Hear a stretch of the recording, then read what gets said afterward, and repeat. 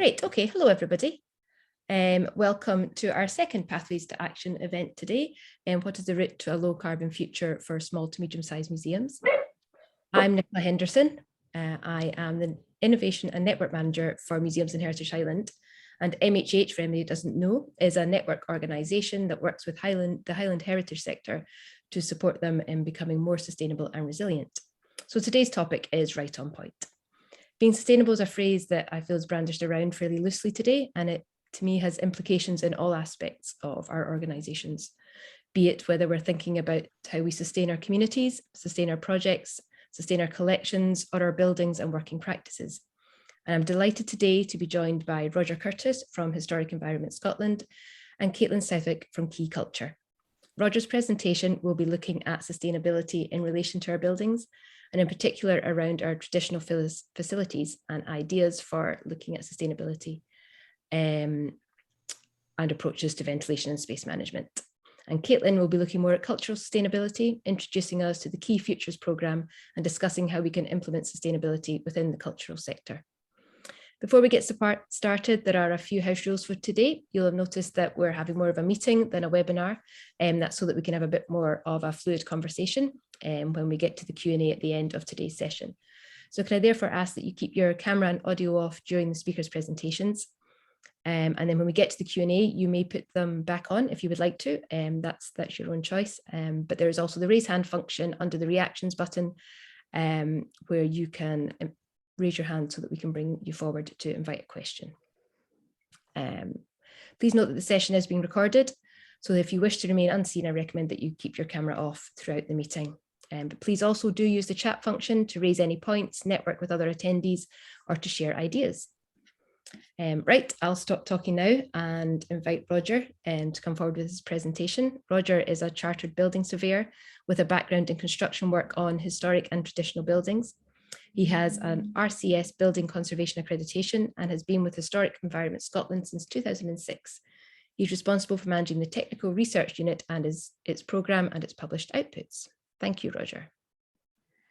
So thank you, Nicola, for the introduction. I'll just go straight to share screen and get the presentation up. So as indicated, my background is building surveying.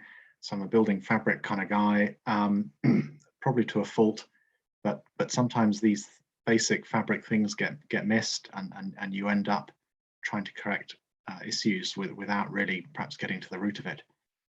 Energy and sustainability for museums, general thoughts and ideas. So this is not any form of hectoring, but giving some points and things to think of, and various issues and things that we've come into touch with that might help you shape your ideas going forward. Very conscious of my audience and who's in the membership. Here's quite a large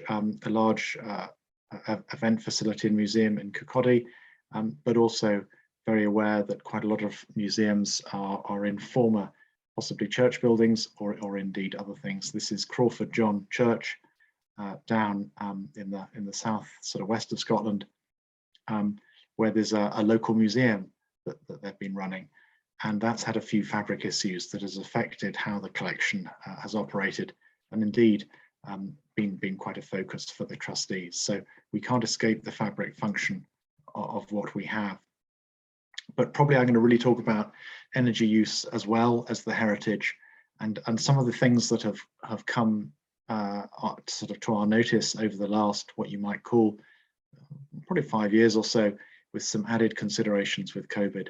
I'm getting a lot of feedback about summer overheating in buildings, and I've got some ideas there. I think COVID compliance and indoor air quality is going to become an increasing issue. The running and servicing costs of certain types of plant and equipment, and the burden on achieving the right internal conditions depending on what the management regime is. And of course, let's not forget visitor comfort for the people who come in and give you revenue, balancing with staff skills and capacity to run and manage and look after buildings accordingly. I should mention energy performance certificate ratings. and net zero targets, because at the moment in Scotland, that's really the sort of baseline assessment process for domestic and non-domestic buildings that we're all going to be following to a greater or lesser extent. And finally, climate change and rainfall. So the flip side of climate change and the summer overheating, which I think is genuinely happening as per the predictions, is increased rainfall, particularly the intensity of it and when it falls, which certainly we seem to be getting milder, wetter winters. But really, to give you some ideas, just to perhaps question me and take things forward, but from our experience within HES as an organisation, staff education and habits in how they use energy and use plant and equipment has been a massive factor in energy demand. Edinburgh Castle, a large complex of buildings, we got energy consumption an easy, quick 20% reduction just through, frankly, being careful with doors, not overheating spaces. Maintenance and building condition is fairly obvious, but thinking about doors and entry points, which most M&E consultants just can't quite resist putting a heat curtain over. Roof upgrades and insulation, obviously a useful part, along with floor insulation, window upgrades and wall insulation. Just because we're Historic Environment Scotland, it doesn't mean we don't mind, we don't like double glazing. We're good with double glazing and other fabric upgrades if it's done in the right way and managed appropriately, partly to protect the historic value and financial value of your asset. I just throw up a couple of pictures just to get you thinking. Here an individual has gone to heroic efforts to re-render the outside of the building, but they've managed to miss the key points where the water was coming in the first place. Notably the chimney stack and the tabling, either side on the gable. So again, directing your money in the right way to the right repair that's dealing with the issue is really, really important. This building did not have not enough money spent on it. It had plenty spent on it. They just did the wrong thing. And many modern trades just don't understand traditional fabric. So sometimes the solution is either not dressed or even possibly made worse. I can talk for quite a long time about traditional building performance, but I think probably to reassure you all, older buildings were not meant to be damp. And quite often when they do become damp, it's what we've done to them. It's the type of materials and the approach we've taken, or indeed lack of maintenance. So most traditional walls in most traditional buildings want to be dry. They will go dry if you allow them to. And I think the secret is understanding vapor movement and vapor management. If you get that right, your task of keeping your interior with your collections and exhibits and general things are going to be a whole lot easier. Just a few more building pictures really to give you an idea of what's going on. Again, we can come back to these later with better drawings and things if you get time. Sorry, the dogs are scrabbling on the floor. And it may be that we use this as a stepping off point for discussion, but certainly managing water, ground levels, rainwater is all a part of addressing what is increasingly in Scotland becoming, on the whole, a wetter climate, particularly in the colder months of the year. And I draw attention to this, which is a domestic scale building in the east of Scotland, where water levels have, groundwater levels have risen, and also the way the ground around the building has changed, which is running water down to the entranceway there, which of course gives poor conditions in all areas of the building. And that will lead to decay, poor internal conditions, and many other defects and things you really don't want. And I think, excuse me, I'm just going to have to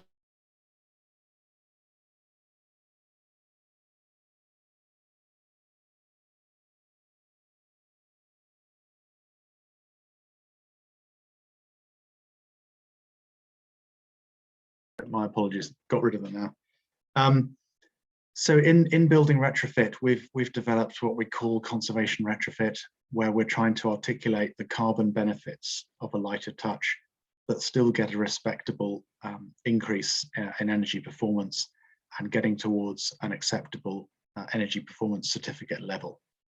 But on the whole, what we're trying to say less invasive, less costly, more likely to be done, less invasive, less disruption, more likely to be done.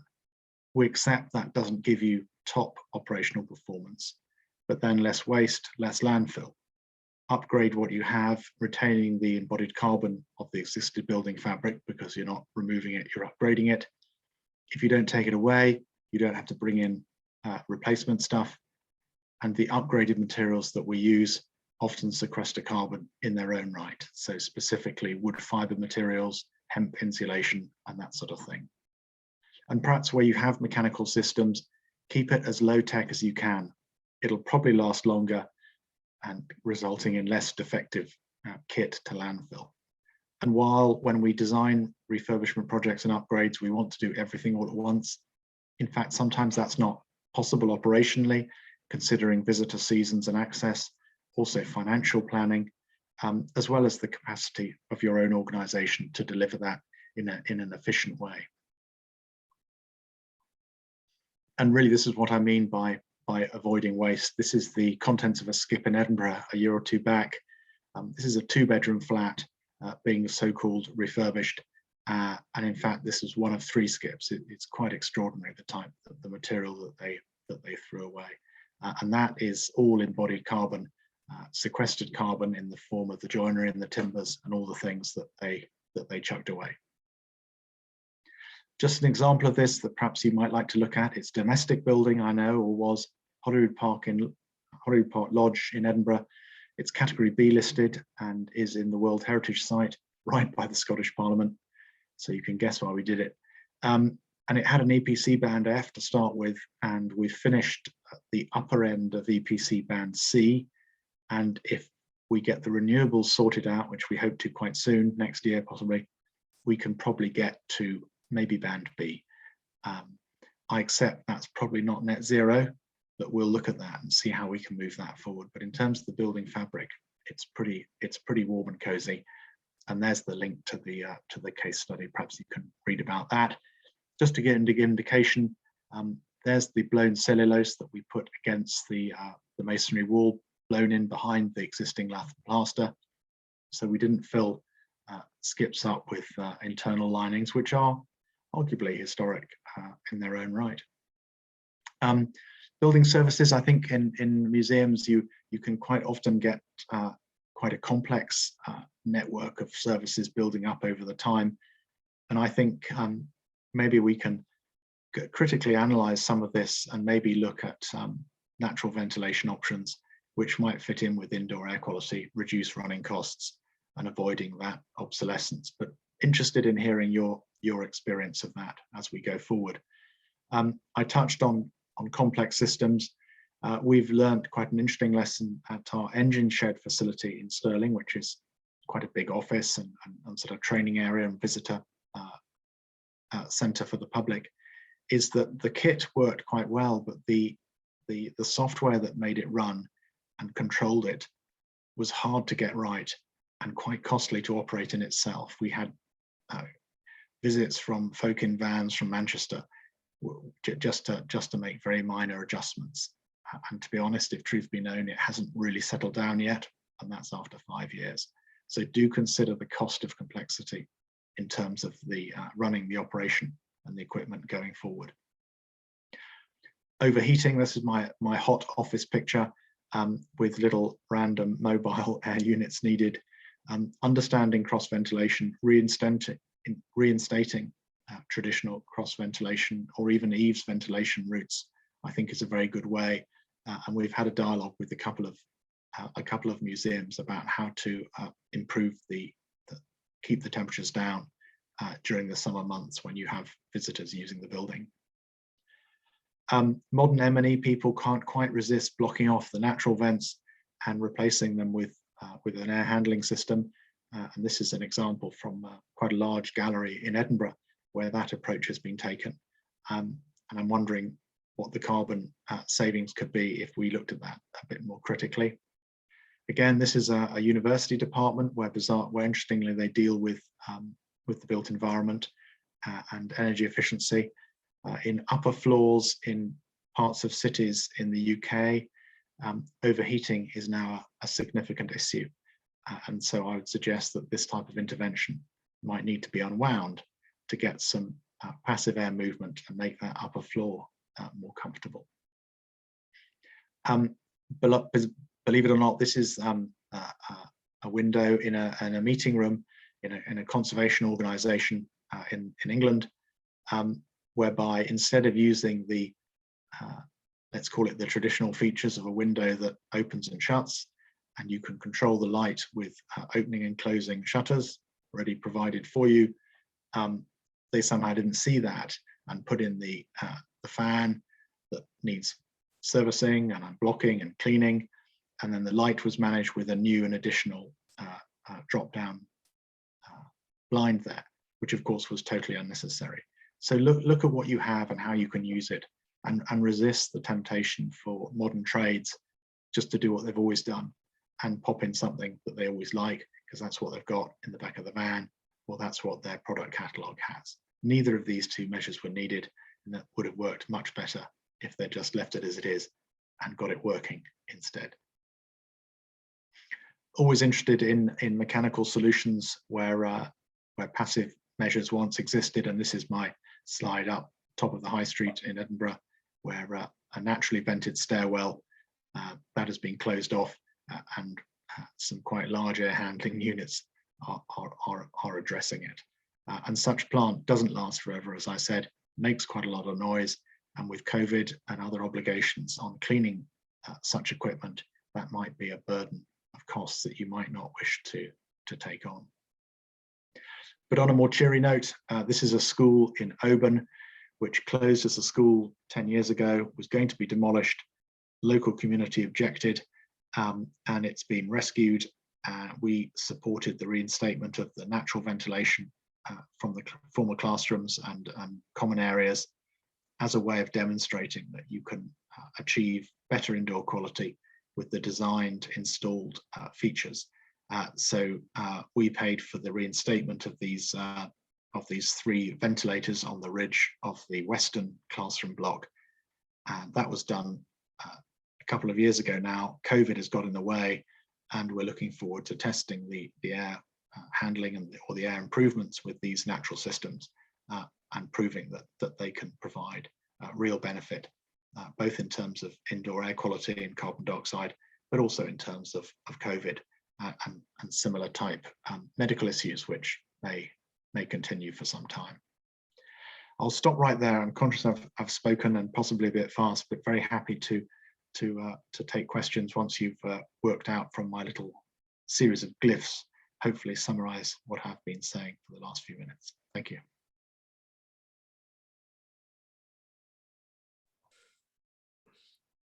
Thank you, Roger. I was enjoying all the glyphs there and just working my way through them. Oh, I'll put them back. I'll put them back later for questions. Yeah, you could. Sorry, Mary, would you like to ask a quick question just now? Because I know you can't stay for later. Yeah. Okay, yes, I would please. Hello, Roger. Can you hear me? Just. Can you hear me? Is that better? A little. Okay, I'll do my best. Not very good with technology here. Okay, I'm in Cromarty and I'm chair of the Courthouse Museum. So we're a 18th century old, cold, damp building. We don't actually own it. We lease the building from Highland Council.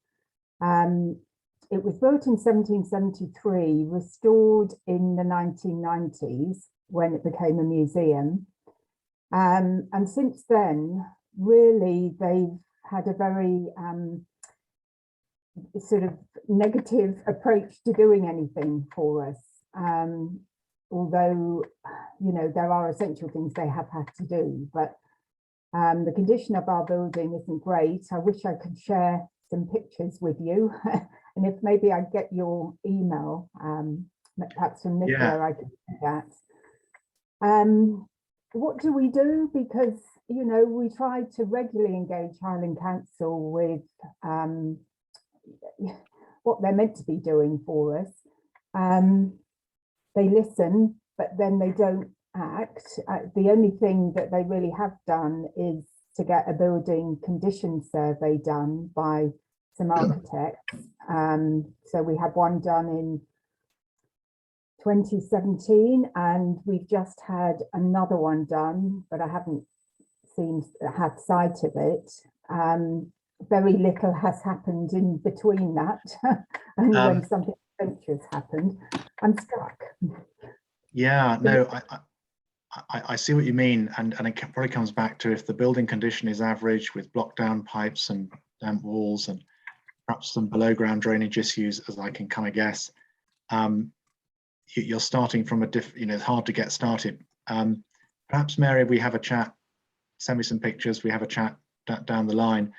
Okay. Also, institutional ownership doesn't always work with facilities management teams working from other towns and visiting, and it can be quite a difficult relationship, particularly as you're users of the building not really having full control over it. But that regardless of its age, that these things aren't meant to be wet, they'll and miserable, and certainly happy to have a chat and see what options there are. Just out of interest, is there any heating at all? What heating do you have? Yes, I mean, that's one advance because we got part of our grant from Museum Galleries Scotland last year helped pay for a new heating system. We had very, very old storage heaters. We did have an organisation in to look at how we could make ourselves more sustainable. That was a couple of years ago, and they said that we were very limited in our options, but they recommended changing the heating to a newer system. So we were able to fund that. So we now have new electric heaters. It's difficult to compare because we were so worried with the costs of the old storage heaters. Yeah. We hardly had any of them turned on. They were very unresponsive anyway. These new heaters, they're all on.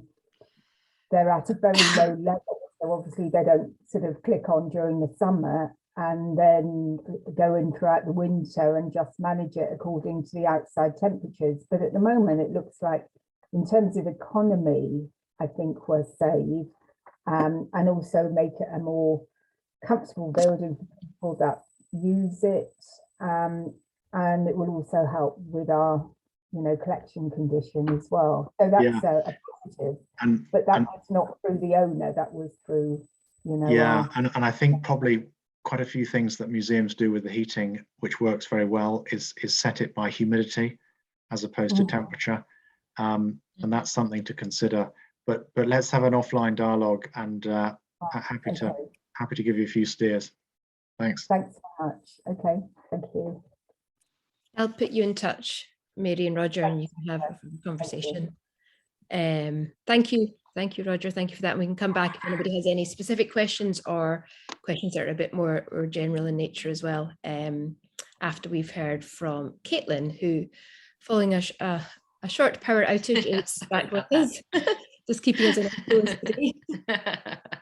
Keeping me on my toes today, to be honest. So apologies, and thank you for Roger for taking some questions afterwards, tiding over. Brilliant. So, all right, should I start? Yes, yeah, I'll just pass Brilliant. it. Thank you. Okay, perfect. Thank you. Sorry, once again, I missed everything, but hi everyone, nice to see you all, and I'm really excited. I was telling Nicola and Roger before that I love having small groups because that always stimulates more exciting conversations. So I'm really looking forward to speaking with you all after my presentation. So I have prepared a short presentation for you guys, and we're going to be talking, surprise, surprise, about sustainability and museums today. And what I'd like to do is tell you a little bit about kind of my journey through this intersection of sustainability and museums, and obviously give a little bit of an overview about the more general concepts, but I always find that it's interesting to hear more personal experiences. So I'll be throwing in some anecdotes of my own, and of course, very happy to elaborate on anything afterwards. But what I hope that you take out of my presentation today is that every single one of you has a role to play in this sustainability conversation and sustainability action.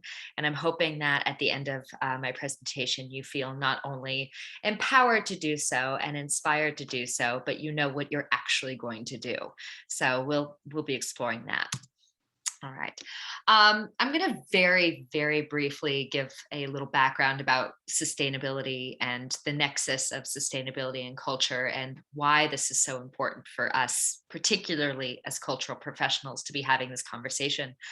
And I was telling Nicola earlier, Scotland is one of the forerunners when it comes to sustainability. So this is an audience that I do not need to lecture about the importance of sustainability. I also do not need to tell you what the United Nations Sustainable Development Goals are, because I know you all know it. So that makes my job a little easier. But I do think that one of the things that is really important to know about sustainability, and once again, I'm sure this is preaching to the choir, is that sustainability is something that we need to deal with now. When I ask people, what does sustainability mean to them? A lot of times I hear it's about making positive change. It's about being environmentally responsible or being socially responsible. Most people say it's something that's important for the future. But what we need to know is that it's not important for the future. It's important for right now. And while sustainability has the future in mind, it is actually our actions now that impact our future.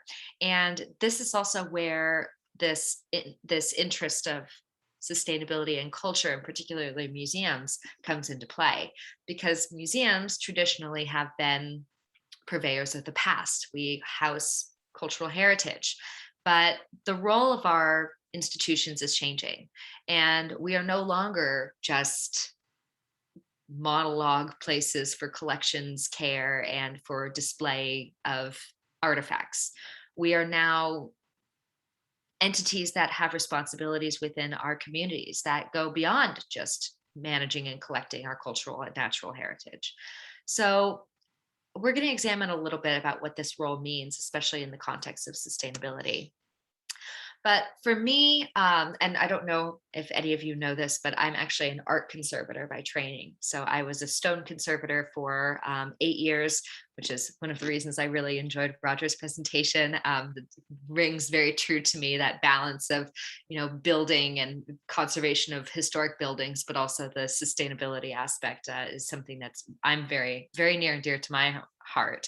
But when I was a conservator, I had a little bit of a hard time reconciling my moral and ethical compass of wanting to protect our beautiful, beautiful planet and my job, which was pouring toxic chemicals over marble statues and watching it run into the groundwater.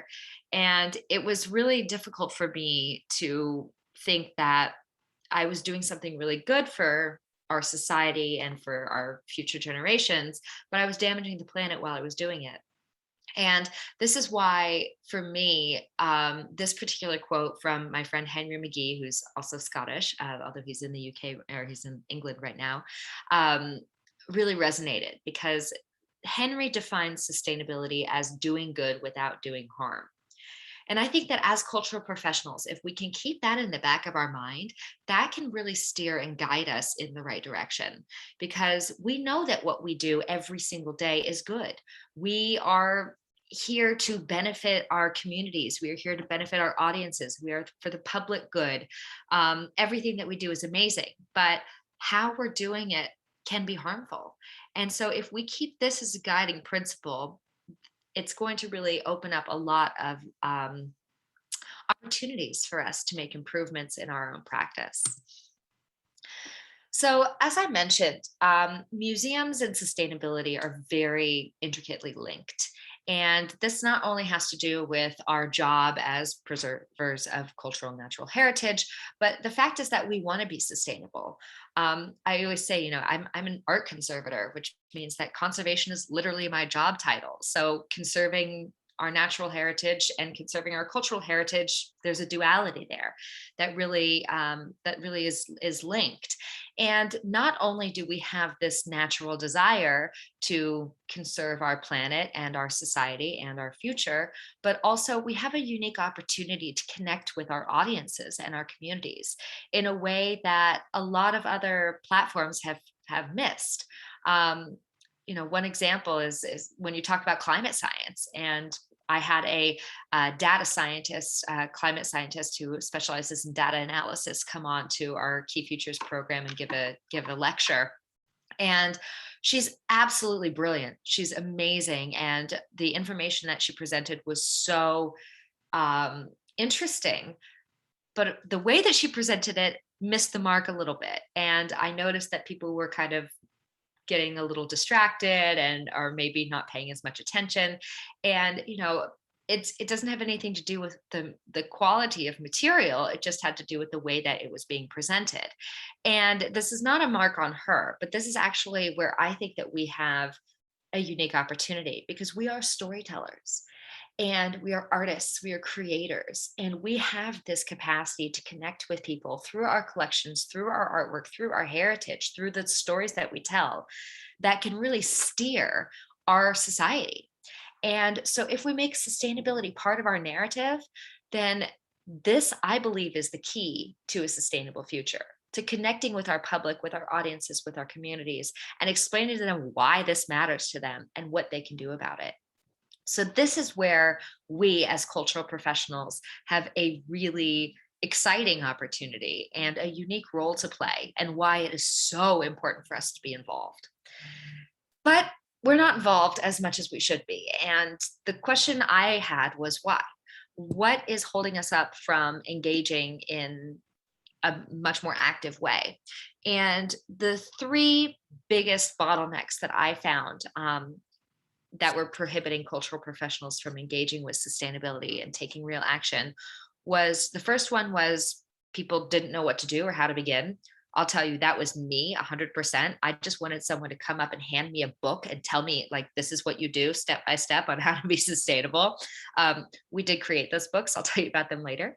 The other one, I'm sure as smaller museums, you're familiar with the no budget conversation. We already heard that from Mary, was saying that there are upgrades possible, but where do we get the funds from? And then the last one that I've heard is that you don't have enough time.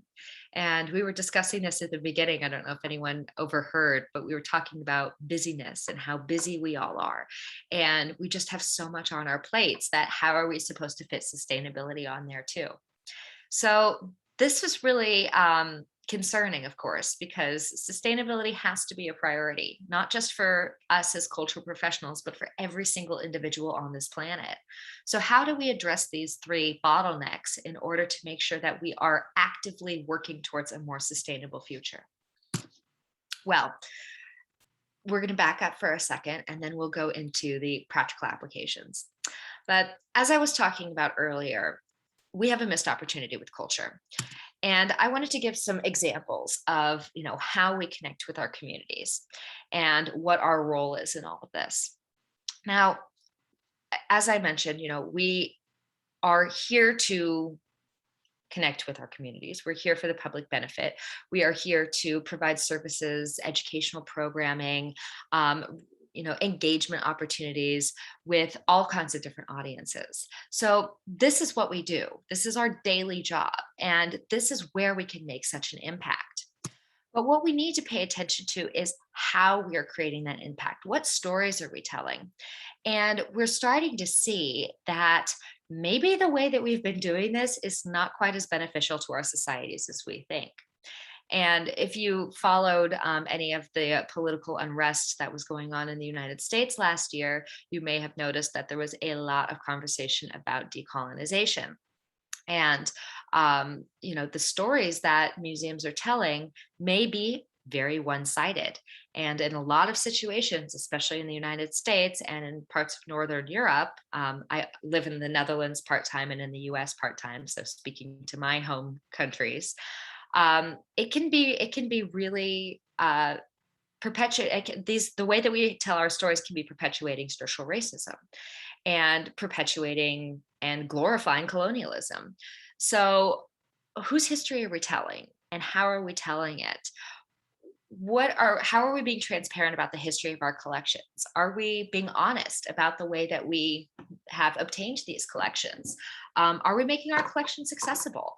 So not only about the environmental impact of sustainability and what our role is in that terms, but also what our role is in terms of how we're talking about our stories and whose stories we're talking about. And of course, this also applies to how we are preserving our stories. Historic Environment Scotland, and a nod to Roger on this, is absolutely leading the way in terms of adaptation and resilience plans for cultural heritage. I was at a conference a couple of years ago with David Harkin, who's also of the HES, and he was talking about all of the problems that, especially in Scotland, are being seen because of climate change and the threats to our cultural heritage because of things like coastal erosion and flooding. And we see more and more of this. And so not only is it part of our job as protectors of our cultural heritage, but also as protectors of society to look at the way that we are impacting climate change and look at the way that we can start mitigating our footprint rather than just being reactive to it. And a lot of institutions think, well, we don't have that big of an impact. And one of the replies that I would get frequently about 5 years ago, fortunately, this is no longer the case, is that, we're a small piece of the pie. And because we're doing good, it's okay for us to do a little bit of harm. But once again, we know that that's no longer acceptable. And actually, if we start looking at our actual footprint, we might be surprised by how big it is. In 2008, the Victoria and Albert Museum did an energy audit. And this is the results from one of their buildings. This is the Kensington building. And they found that 29% of their carbon emissions were from their lighting systems, and that their lighting was responsible for 1,514 tons of carbon dioxide emissions. Now, once again, this is where we get into this context aspect, because when I tell you 1,514 tons of carbon dioxide, you might think, is that a lot? Is that a little? I'm not really sure. It sounds like a lot, but maybe it's not that much in context. So this is where we as storytellers come into play, because if we can present this information in a way that gives people more context and more emotional understanding, then they might have a deeper connection to the information and start realizing what changes need to be made. So if I tell you that lighting is responsible for 1,514 tons of carbon emissions, you might say, oh no, but then it doesn't sink in. But if I tell you that the lights at the Victoria and Albert Kensington building use the same amount of electricity as 256 houses, you might think, oh my goodness, that's a lot. Or it's the same as 327 passenger cars driven around for an entire year. That's just the lighting. So once again, this is about the context and how we tell our stories, but also it's about knowing our own footprint and being transparent about it and being responsible with it. One of the problems is that because we traditionally have thought that we are a small piece of the pie and therefore we don't need to be really part of this conversation. And I do have to say, once again, Scotland is way, way, way ahead of the game. So I'm not saying we as in you, I'm saying we as in the cultural sector on an international scale. There was an issue with something called benchmarking and baselines. And basically the way that carbon and that electricity is measured is by using something called a baseline. So you measure your electricity usage and then you use that to benchmark, which is to compare your emissions to other similar buildings. And this has not been done in the museum sector. There are a couple of reasons for that. As I said, one of them has been, traditionally speaking, museums have gotten out of it because they say, well, we're for the public benefit, so we don't really have to comply with these regulations. That happened in 2002 in New York City, where the cultural institutions there lobbied for being exempt from benchmarking regulations because of their public benefit title. And therefore, we are very far behind in terms of knowing what our carbon footprint is, much less being able to do a lot about it. There has been some work done on it. This is a guesstimate, but basically the hypothesis at the moment is that the US museum sector alone produces 12 million metric tons of carbon emissions. That's just the buildings of the museums themselves. That doesn't include any art transportation, personal transportation, or storage buildings. And that 12 million metric tons is the same amount of all of the cars in the city of London pre-COVID. So maybe our footprint is a little bit larger than we think it is. All right. So as I mentioned, we as cultural professionals want to be sustainable. There are all of these amazing, phenomenal conferences, workshops, webinars. You're here today. So obviously, I'm preaching to the choir. We're interested in doing something about this.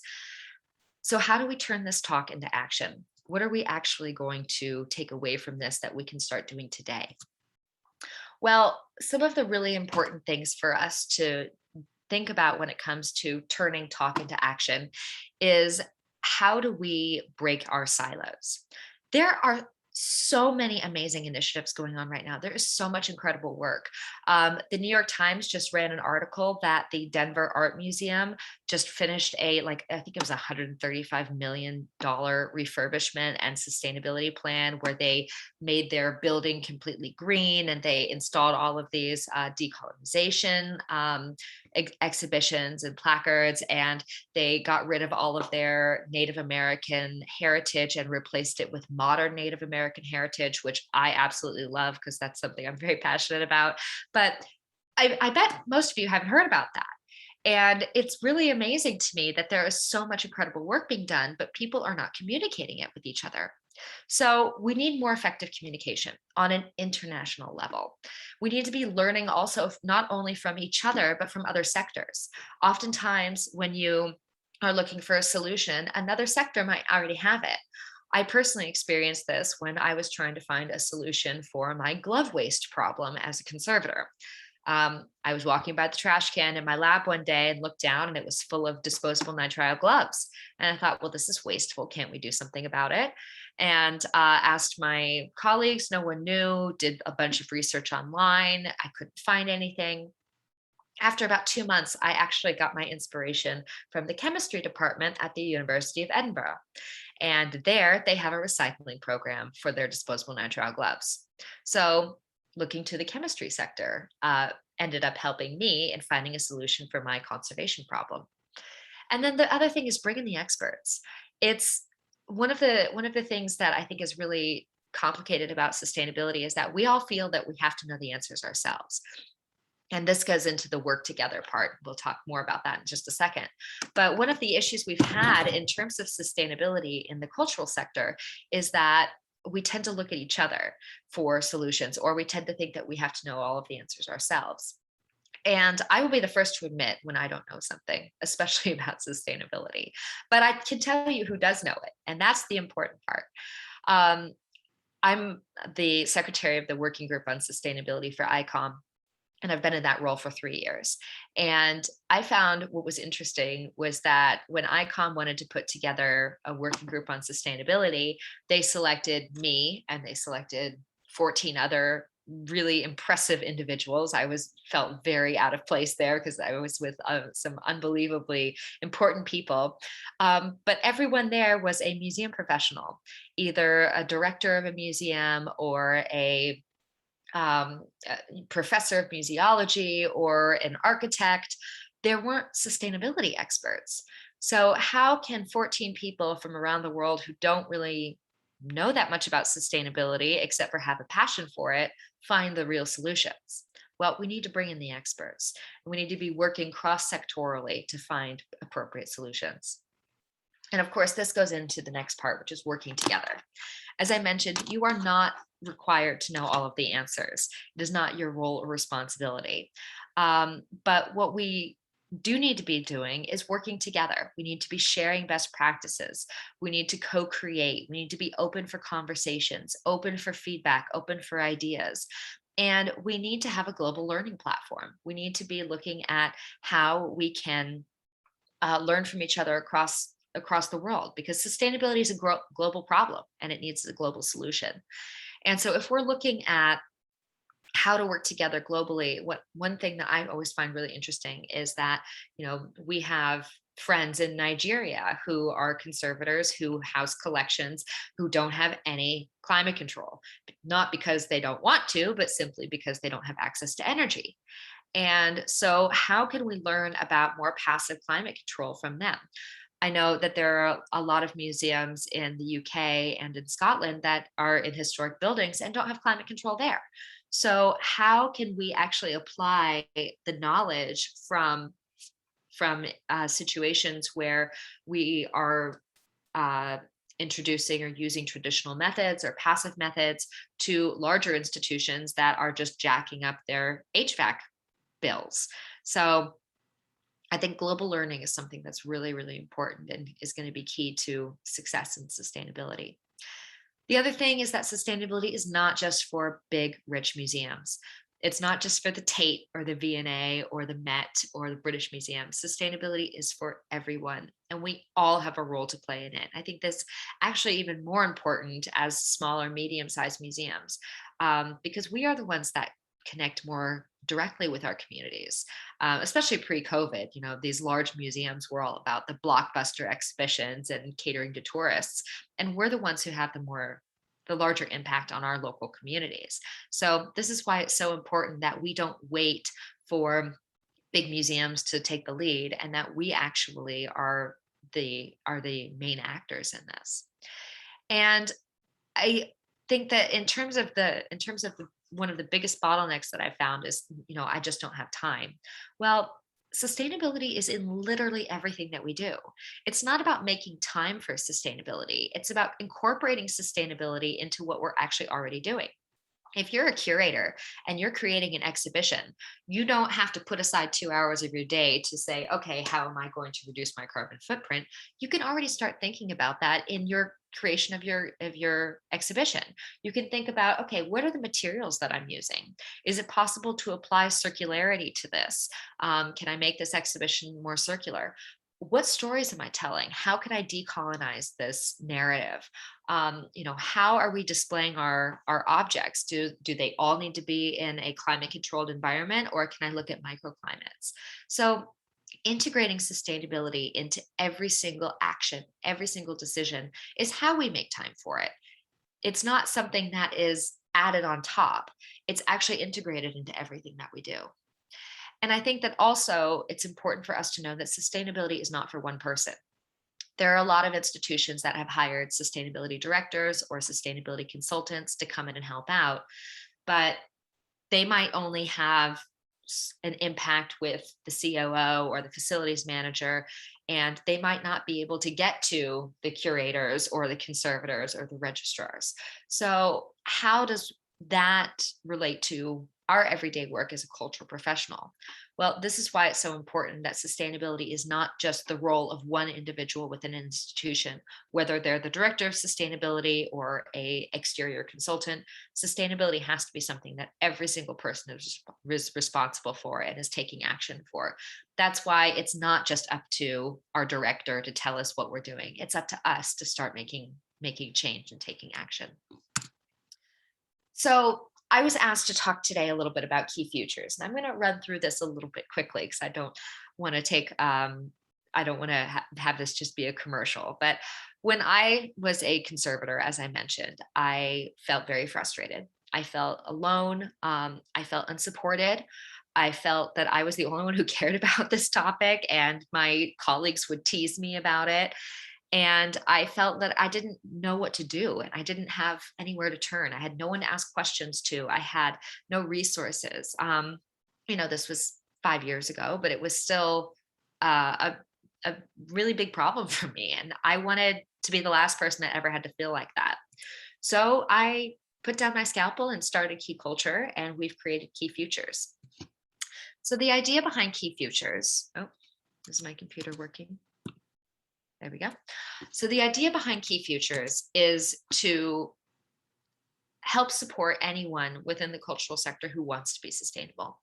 Key Futures is a global sustainability coaching and training network. And we really try to show that sustainability is for everyone.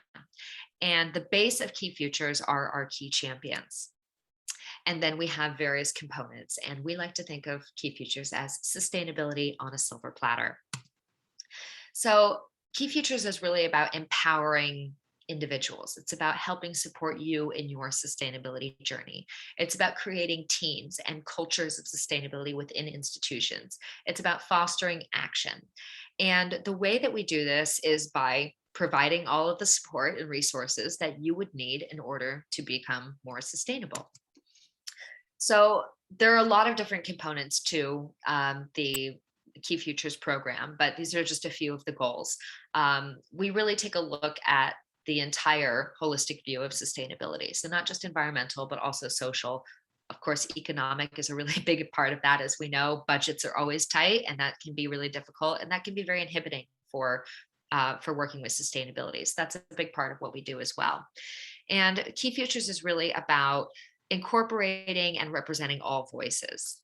And the way that we do this is by empowering our champions, who are cultural practitioners in any field, in any capacity, who want to be sustainable to become leaders for sustainability. And so some institutions may have a sustainability committee, some institutions may have one person who's interested in this, but it's about empowering that person to become a leader within their organization and then ripple out the ideas of sustainability to their colleagues and to their communities. So I just will briefly go through a couple of the components of Key Futures, and then I'd like to talk about some of the other programs that are also available to help support you. Key Futures runs around our Keyport, which is the online hub. Everything on there from messengers and forums where people can connect and communicate, share resources, chat with each other, ask questions. We have all of our events on there for calendars and registrations. We also have a toolkit, as well as training videos and presentations. And then my personal favorite part is the Key Reports, which are case studies that are user generated that streamline sharing best practices. So if you're a museum in Amsterdam and you want to do a composting program, you can search composting and 15 case studies will come up, and you can see one that says, oh, that looks really interesting. I would like to talk to that person, click on their name and send them a message and say, I like the way you did your composting program. Do you have time to tell me a little bit more about it? And voila, you've connected with someone who can help you. Additionally, as I mentioned, we have the Key Toolkit, which is basically all of the resources that you need for implementing sustainability. We have bespoke guides and resources that we've developed specifically to help you. And we also have a database of external resources, links, articles, everything that you could possibly want all in one place. In addition to the online hub, we provide a training program for our champions. Basically, the idea behind the training program is to give you the tools and resources that you need in order to apply critical thinking skills to your cultural heritage practices. So this may be, what is circularity and what is a life cycle analysis, and how do I as a curator start thinking about circularity when I'm looking at my materials, to, what is an energy hierarchy and why is it important for us to reduce the amount of energy we use before we just switch over to renewables. So it's a way to start practically applying critical thinking skills to your practice. In addition to our training program, we also offer workshops. These are peer-to-peer learning platforms. So we invite Key Futures participants from all over the world to present their questions or projects to their peers and colleagues, and then get feedback on them. These are all moderated, of course, by experts, but this is an opportunity for co-creation on a global scale and for sharing best practices internationally. And we, of course, provide key coaches who are your mentors for sustainability. And our coaches are all specialists in sustainability and culture, and they are there to help answer your questions and guide you along the way. They're not consultants. They're not there to come in and do the work for you, but they are there to help support and guide you in creating your own projects and successes. So, as I said, there are many pathways to action, but I wanted to leave you with just a few other opportunities for engagement, as well as some basic tips on what you can start doing today in order to start thinking more sustainably. So As I mentioned, there are a ton of amazing resources and programs available to help support you. And this is all about working together. SDG 17 is partnerships for the goals. I always say that's working together. In addition to what we offer at Key Culture through the Key Futures program and our key books, which are your step-by-step guides on how to be sustainable. Those are freely available to download from our website, so you can check those out. There are also amazing other partner organizations that we work with and that we can recommend. One of the great things about sustainability is that this is not a competition. This is polycentricity. There's room for everyone, and there are solutions for everyone. We Are Museums offers a phenomenal community platform, as well as programs to help museums transition to more sustainable institutions. I'm sure you all have heard of Julie's Bicycle. They are based in the UK. They have amazing programming, as well as Creative Carbon Scotland, who I cannot recommend more. They also have amazing resources, including a carbon calculator that I highly recommend checking out, especially if you, as you all are, in Scotland, because they have, they're specifically for Scotland and the larger UK. Julie's Bicycle also created the Creative Green Tools, which are amazing resources for helping museums transition to sustainable institutions, as well as measuring their impact. And then, of course, Henry McGee from Curating Tomorrow is a sustainability consultant and does phenomenal work, as well as does presentations and creates free resources on things like museums and the SDGs and resilience guides and just phenomenal things. So definitely check out that. But in terms of what we can start doing today, as I mentioned, this is not about trying to take on the whole world and fix the entire world's problems by yourself. This is about working together.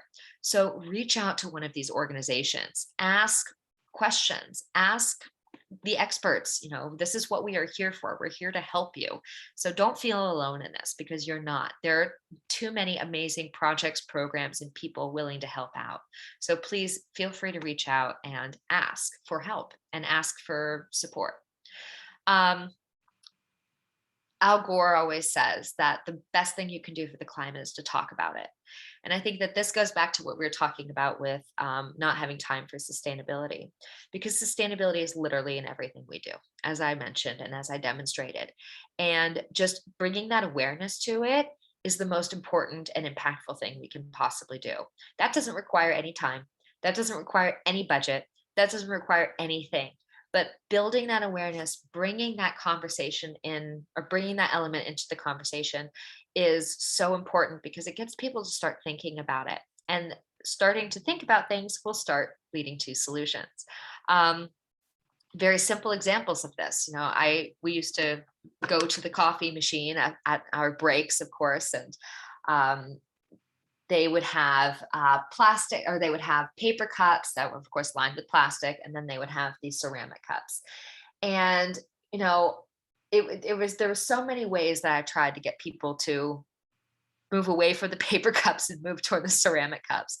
But one way that I found worked with a colleague was actually bringing up the topic in a very roundabout way, and just talking about the amount of energy that was used to make the ceramic cups versus the paper cups, and what the sustainability implications were. And I found, this started becoming a recurring theme. Like, we started talking about sustainability in terms of our coffee breaks, and then we started talking about sustainability in terms of our practice. And just building that awareness makes people think about it more. And I think that when people start thinking about it, they're going to start taking action on it. Because, to be honest with you, we all want to be sustainable. We all care about survival. And, if people just remember to do something in a more sustainable way, or are aware of a more sustainable way to do something, they will choose for that. And it's, as for us as sustainability leaders, it's our role to remind them of that, and to make sustainability part of everyday conversation, make it a part of every decision we make. Ask questions. If, one of my favorite people in the whole world, who's my co-director on social sustainability, Pia Edqvist, she is a conservator at the University of Oslo Museum. And she is actually now part of the committee for writing the policies for the museum as a conservator, because she was the one who was always asking the questions. anytime an exhibition would come up, she would say, are we decolonizing this? Are we doing this in a circular way? She would always ask these questions. And it's not that she knew how to do them. She wasn't being a know-it-all. She was just bringing it, integrating it into the conversation. And I think that that's something that's really incredibly powerful. And that's something that every single one of us can do. So ask questions, talk about it, bring up sustainability every second that you can, every time you can try, and share your experiences. You know, let's break out of those silos and let's make sure that we're talking about these things with each other. All right. I know I'm a little over time, so I am going to thank you guys so much for your attention. And of course, very, very happy to keep in contact and connect, and very happy and looking forward to any questions. Thanks so much, Caitlin. That was really interesting and really inspiring, and to me helped sort of break it down, because as you said at the start, it can feel overwhelming, and then it's just about thinking about it in everything that we do and in every part of our everyday practice. And I wonder, we've ended up as a really small group because we've lost some people to other meetings as well. So I wonder if everybody wouldn't mind putting their camera on and just saying hello, letting us know what museum or organization, or even if you're just here as an individual today, where you are perhaps on your environmental journey, and what any kind of actions you're taking and what sort of first steps you are in that kind of that green journey today. Hi, Liz. If you can come on mute, it'd be good to hear and introduce yourself, please. Sorry, I'm Liz Brimley. I am a volunteer and a trustee with the same museum that Mary was talking about earlier on after Roger's talk. I want to say I found this very, very interesting, and I'm really interested to hear what other people have to think. But I've also got a proposition to put to you all after all the introductions have been done. Okay? Yeah, great. Thank you, Liz. Siobhan? Oh, you're still on mute as well. Sorry. Sorry, I had a sweetie in my mouth, so I had to go take it out. No, I found it really, really interesting. Obviously, I've spoken to Roger before. Hi, Roger. But it was so nice just to be able to start thinking about different things, and it is. There was a lot that came out of that, which was a lot more applicable to our needs than we've probably had before. And I don't know, it's given us a kind of fresh look at it. I quite like it. Don't you just tell for Caitlin, who might not be aware of where you've come from, a little bit about Ullapool Museum? Oh, sorry. We are a Grade A listed building in a former parliamentary church in Ullapool. So for all the issues, all the above we have. Amazing. Which makes our lives a little bit of a nightmare. Challenge. And Sophie, nice to see you here, Sophie. Good to be here. I'm Sophie. I'm currently based in the Netherlands, Yes. and I'm actually trying to get into museums as a career. And sustainability is kind of something that we really need to be aware of and actually integrate it, as you both have been saying, into just general practice for museums and exhibitions. And wider cultural institutions as well. So this was really interesting. Thank you. Great, thank you all for joining us today. And I wonder if perhaps thinking of those sort of three bottlenecks that Caitlin was talking about in terms of time, money, and where do we start? Do any of you feel that those have been reflected in your own sort of practice and your own work? When you consider how your organisation is going to be more sustainable, or even in your everyday actions if you're here as an individual? I mean, it's definitely something we've been thinking about over the last week. To kind of put a bit of background, we had went to Roger a wee while ago because we were looking at ways to bring our heating costs down. That was our main issue. We just didn't have the money to sustain it, and it was becoming such an issue that our heating might have put us out of business because it was costing so much. Wow. So we had to have serious discussions over that. And while it's not a kind of conservation, kind of energy saving solution, that's the problem. That was the solution, and down the line, it was more of a financial issue. And I think that all those issues apply to most of the museums when it comes to money and capacity. I'm just me for the most part.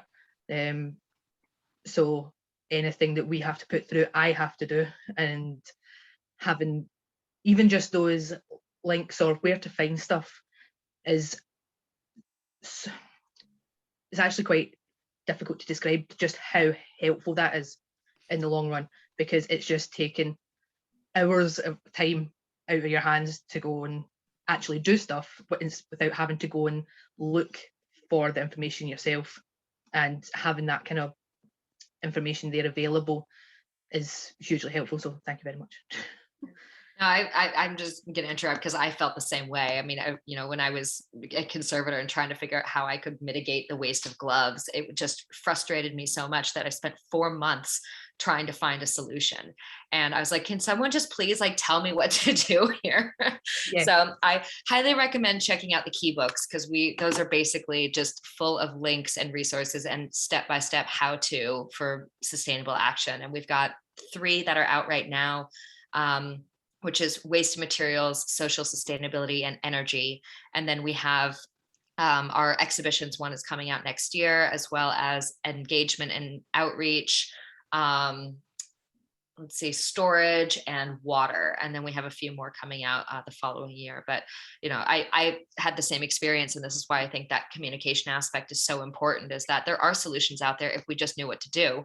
But Yeah. we as cultural professionals already have so much on our plates that we don't have time to go out and find all of these answers. Yeah, So, I'm quite happy for people just to tell me how to do stuff. I'll go and do it. Just tell me how to do it. exactly. Just tell me what the solution is. I'm very happy. Yeah. And that was the other part about having the key coaches in our Key Futures program, is that, I wanted someone that I could just call and say, how do I do this? And okay, here you go. Here's the person you want to talk to. Here's the, company you want to reach out to. Here's the solution, because we don't have to be experts in this. It's not our job to know what glove recycling programs are available in our area. We need someone who can help support us with that. So I had the same exact issue. So I completely resonate with that. So as MHH, we represent a lot of museums that are very similar to Ullapool and other ones. How could we get more involved with the Key Futures programme? Well, that's a great question. Basically, we are in our pilot phase at the moment. So we have 30 institutions from 5 different continents that are testing out the program and helping us to co-create it to make sure it's going to be even more beneficial for everyone. And then we're going to be launching it in January publicly.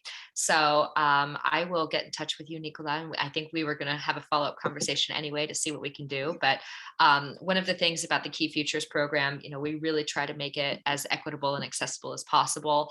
I tried to find funding for it so that we could provide it for free, but that just didn't happen. So we do have our fee scheme is actually based on the carbon footprint of the participant. So we help you to measure your carbon footprint, and then your pricing is based on that. But we also offer scholarships, and we have also what we call the Pay It Forward program, which is where any institution that participates, signs up and pays for it, can then pick a partner institution that can participate for free. So for example, in our pilot, we have the Deutsches Museum in Germany that's participating, and because they're paying for it, the National Museum of Lagos in Nigeria is able to participate for free.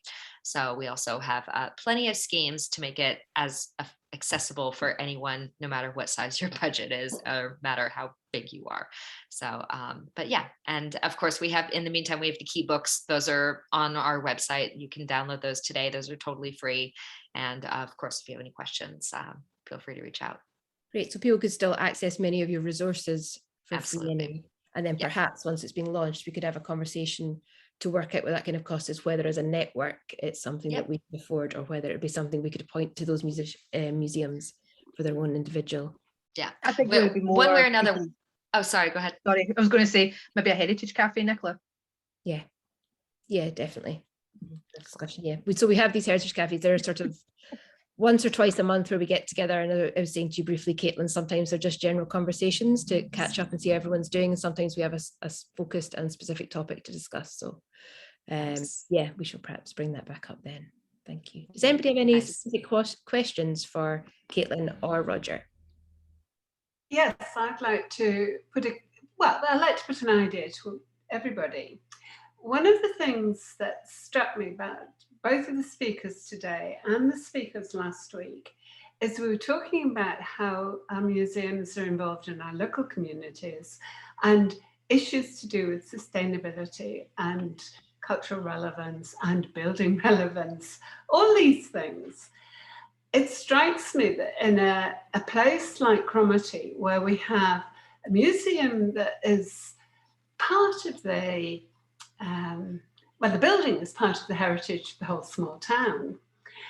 It has a lot of the problems that other buildings in the town have. So an interesting way of handling it would be to try to work through with building experts how we can retrofit our building in a way that's useful for people who are living in the community.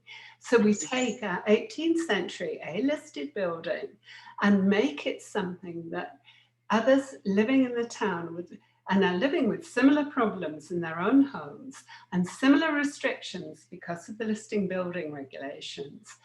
It would be really good to work together on doing something like this. And I think, I take all the big points that Caitlin's been making and been doing it on a worldwide scale and thinking, well, okay, we can do that in our small community. And Nicola, I think you're in an expert position to be able to help to bring this about, because I know we're not the only small museum that has no funding, a little bit of funding. We have an absentee landlord, which is our big problem.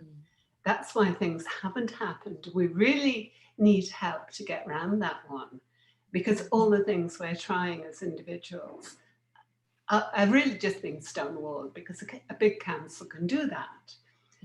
We need solutions for these things. And I really would like to see if we could find some way of taking these ideas forward, including telling me I'm way out of order if you feel that that's true. No, I think that's brilliant. I think that's exactly what our role is as museums and heritage institutions. We're supposed to be leaders for our community.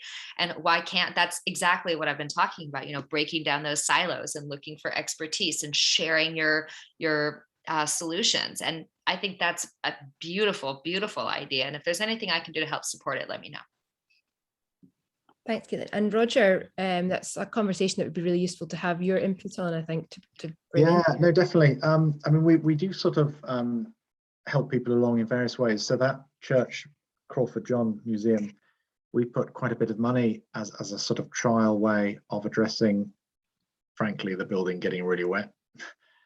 And actually, I wanted to go a lot further with what we did, including a reinstatement of a traditional finish and lots of other things, which would have helped it a lot.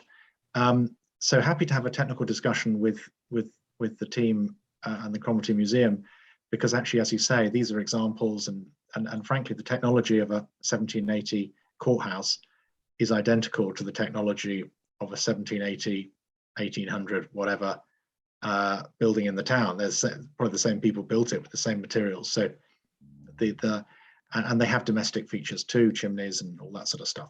So there is quite a lot of relevance, and it's also easier to work quite often with an institution or a public body as opposed to private individuals, which is sometimes harder to control, and there is sometimes a bit of difficulty with putting money their way. So very happy to have the dialogue. I think we haven't done much in the Northeast, Cromarty. So yeah, lots of sort of positive things there. I won't like everyone, we're pretty skint on resources, but let's see, let's start the discussion and see what happens. The fact that you're under local authority ownership and you lease it from them is not a problem, but it's quite a big factor, as Liz sort of indicated. So we might have to kind of tread carefully on that one, but actually, we can kind of lean on them a little bit, and a little bit of naming and shaming with respect to building custody does no harm sometimes. And listed buildings is often seen as a barrier, but actually it shouldn't be. I mean, if you put one of my colleagues into a corner and prod them with a stick, they'll say listed building consent is about managing change appropriately, not preventing it.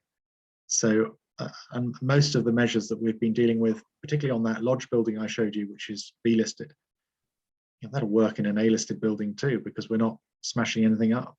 We're just tinkering with it, improving it, making it a bit better, tidying it up, making it tighter. A bit of new glass went in there, but nothing that you can tell.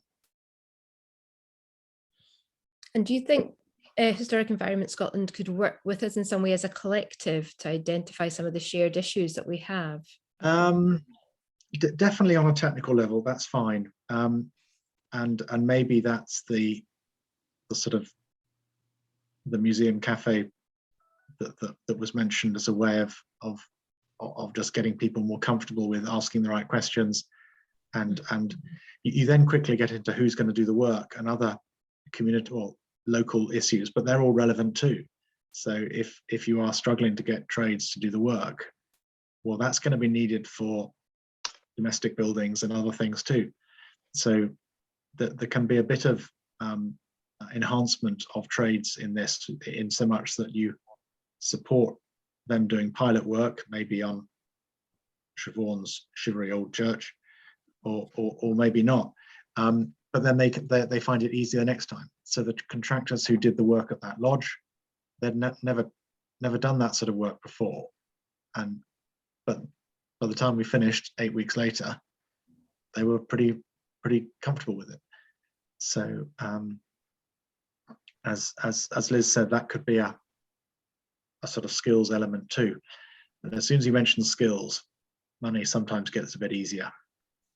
Skills and training. Great. Okay, thank you. We can maybe follow up and invite you to come along as well when we next have a focused cafe conversation around the way forward, because I think there are still some major challenges out there for a lot of our organisations that we could do with some technical input into. And thank you, Liz, for suggesting. I think we do take that forward to try and come together as a louder voice, which is what MHH tries to do, and has been doing a bit more over the pandemic over the last wee while. Does anybody have any more? Oh, sorry. Just one little tiny point about the local authority. Sometimes if you kick quite hard, they'll say, right, well, you take it on then. and so there's a little bit of be careful what you wish for. But that might suit your purpose. It may not. It doesn't matter. One can navigate the narrows accordingly. Don't do it. That's how we get ours. Or something. I guess that brings its own challenges. Well, thank you all. Sorry, carry on, Liz. Sorry, thank you all for the responses. That's all I said. It would be good to try and take this a bit further. Yeah, we'll keep the conversation going beyond today's meeting. Are there any kind of final questions for today? It was a quick question. They mentioned that one of the links had a carbon footprint calculator. Yes. Which one was it? It's Creative Carbon Scotland. And if you guys haven't heard of them, please check them out. They're started more in like the festivals and performing arts, but they do some work with museums. And Ben Twist is the director there. I was introduced to him by Gillian Gibson, who's the director of sustainability for National Galleries Scotland. And they just have phenomenal resources, and they have a free carbon footprint calculator, and it is specifically made for cultural institutions in Scotland. So definitely check it out. It's really interesting, Caitlin's remark about the lighting, because that's a kind of modern museum disease. Oh, let's have good lighting. Yeah, but that. Oh, and then we don't need the natural light. Yeah, let's close off those skylights. Yeah, and then the temperature goes up because the lights produce so much heat. So we need more cooling. Oh yeah, it just goes on and on. It's so true. Actually, in the 19th century, we think energy is expensive now, but in the 19th century, energy was expensive and lighting was difficult. You didn't get the same light. So they needed those sort of roof lights that I showed you a couple of pictures of. And of course, modern people didn't need that because they found a solution. And hey, they weren't paying, they were just the designers, hey. But some of these financial birds are coming home to roost, and the carbon birds, as Caitlin's mentioned. So sometimes just unpicking that is surprising what you can benefit, but without being too harsh on everybody, it's not in the industry's interest to say that. I sell light bulbs. I'm not going to say, yeah, you don't need them, or let's reduce them. Yeah, they just won't say that. And M&E engineers, I'm afraid, are just the same. But luckily, there's none of them here today, so I won't get a clobbering. But it's so true. And I think, we have the same issue in conservation, and like new and shiny is better. And so consequently, especially like as a conservator, the whole issue was everyone was having to use synthetic everything and chemicals for everything. And if you look, they still were able to conserve collections 50 years ago before Paraloid V72 came on. So what did we use? This is the funny one, is that yes, on the basis that you have to, and environmental conditions slightly irk me a touch. You've got very narrow things. Don't get me started. and actually, there'd be nothing from the Venetian lagoon if that was true. It all would have crumbled to dust. And of course, basically, most objects, they want to be fairly modestly warm.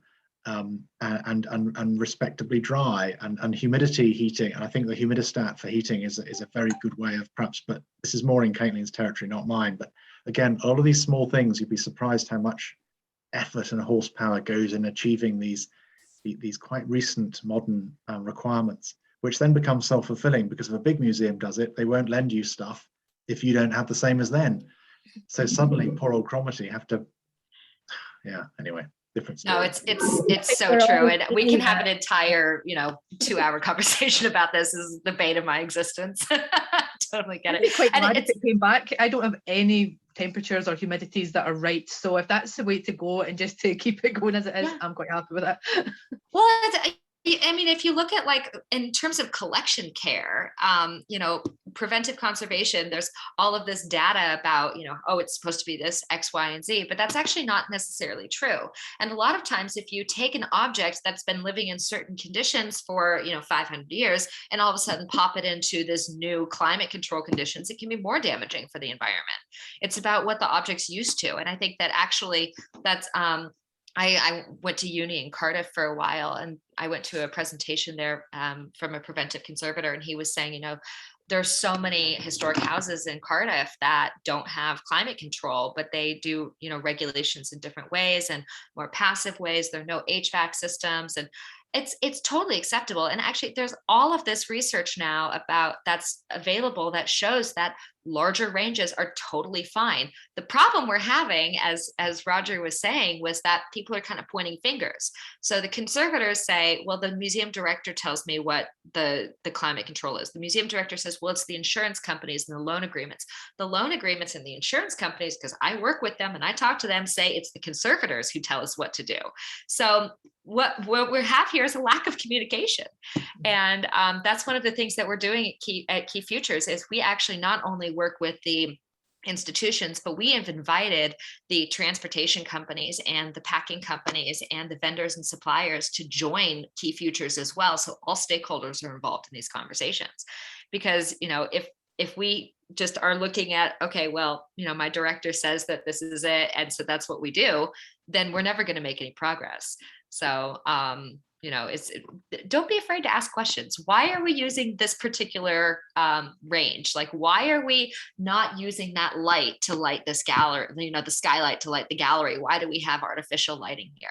Ask these questions, because sometimes, people might not know what it is. And sometimes the solution is, oh, well, that's how it was when the answer is that's how it was when I got here. And the solution is, well, let's take out the artificial lighting and use the skylight again. And let's save, 50,000 euro a year on our electricity bill. I found it shocking. This is, and I know we're running out of time, so I'll quit my rant in just a second. But one of the things that I always find amazing is that sometimes the simplest actions can make such a huge impact. And once again, as a conservator in conservation labs, you have these fume extractors, and there are these, these cabinets that extract the air, and that's where you mix all your solvents and things. And every time I walk into a conservation studio, those things are left open. And Harvard University did a study that one of those left open uses the same amount of energy as 3.5 times or 3.5 houses. And those are American US houses. So that's a lot of energy. And that's one fume hood. And conservators don't know that if you shut that, you can save 60% of your energy costs. The Harvard University labs did a study on this. They saved like well over $200,000 in the course of a year just by shutting their fume hoods. You literally have to do nothing. There's no change. You just keep that thing shut. And I think this is what we try to do at Key Culture, is get this type of information to people so that you can make those simple changes. And if you can save money there, then you can reinvest that money in upgrades for things. So it's about being more economic, it's about being more efficient, but it's about communication first and foremost.